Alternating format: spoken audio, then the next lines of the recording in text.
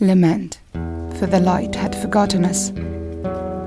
My eyes grew heavy, though their burden was neither the approaching night nor my restless endeavours.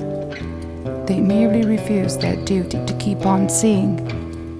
Such a precious duty, but wrongly pursued by none other than me. Trust me, I've seen enough, at least for today, or for a while to come.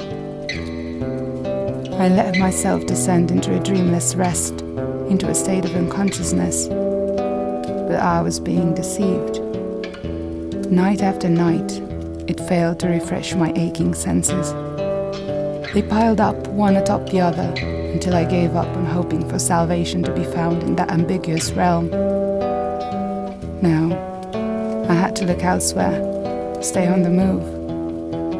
In a daze, I packed whatever I could get my hands on and left that cursed place behind. I strayed far from all I considered familiar, beyond the borders of man and the chains of my memory, into a territory uncharted.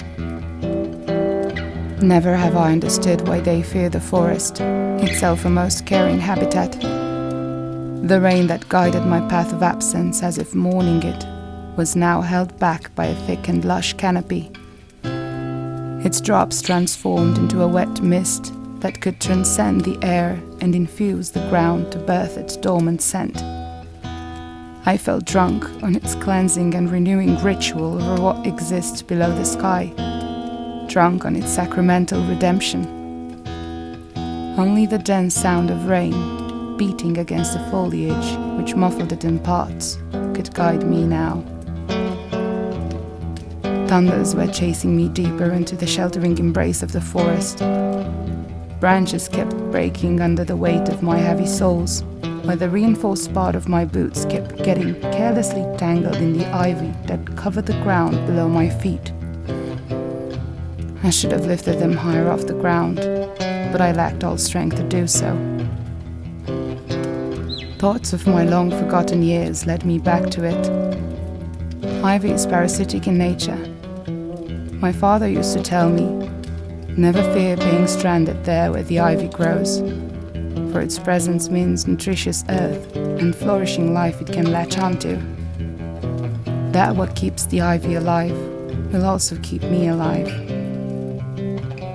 Indeed, that lush web seems to have spread everywhere here, even creeping up the trees all around me.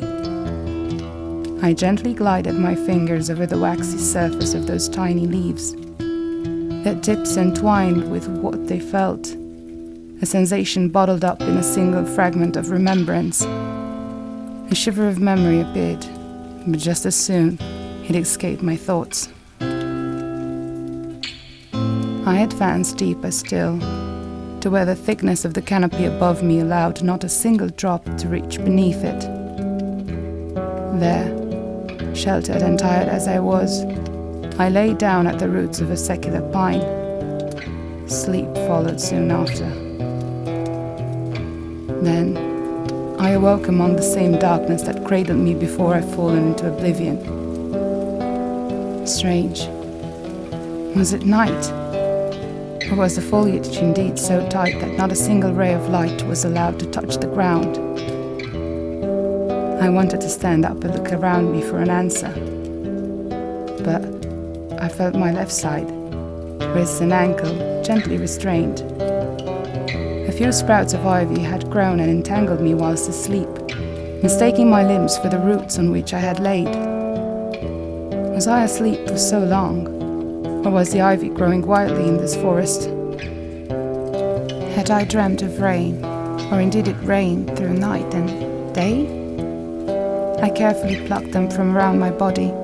This forest was curiously calm, devoid of fauna once typical in these parts of land. How canny. For a split second, I felt mournful, though to return was not an option, for there was nothing left to return to. No redemption, no solace. They all perished whence I came. I refused to perish myself, so I pushed onward until reaching the edge of a glade, which indeed proved neither of my assumptions were completely accurate as I approached it. The hour was indiscernible, for there was no sun showing itself behind the dense clouds that gathered ominously, spread over an entire horizon. The more I looked, the more at rest they seemed, until, from the corner of my eye, a shadow moved at a strangely fast pace. Looking over in its direction, there was nothing to be seen alive. No. Wait. There, on the other side of the glade, I was sure to have seen the shadows rustling about. I shouted but received no answer. Still, I ran after them, out of the forest shelter and across an open glade, its grass brushing against my thighs until reaching the other side. The same dense forest around me spread such darkness, even if there were shadows of life anywhere, they were suffocating on it. There was no way to tell the one apart from the other. Unless I stood there, still for a moment, until my surroundings got gradually exposed. All but one patch that remained a pitch-black veil.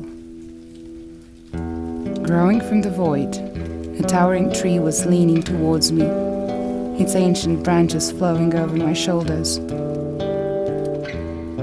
It was a splintered rock with aspirations of a mountain, resembling a waterfall, had its water dried out when the willow had sprouted. It opened up into a cave, superfluously ornate with large ivy leaves that covered it up to the spreading roots. Where would it take its nutrients from? Deserted stone? Most curious thing. I stood before the cave for a long time, yet my eyes had not adjusted like before. It was that same shade of guarding darkness. Should I have dared enter it? Perchance not. Still, I did, in search of whatever secrets this forest would want to keep away from me. Its impenetrable darkness and steady temperature offered me no sensation whatsoever. I felt as if suspended in a perfectly forged environment, or an oblivion parallel to life. The darkness wouldn't budge. Disappointed, after pacing up and down in spite of the branches' wail, I turned around towards the forest. On the cusp between realms, my vision could deceive me no longer. Accustomed to that absolute darkness, I saw the forest clearly.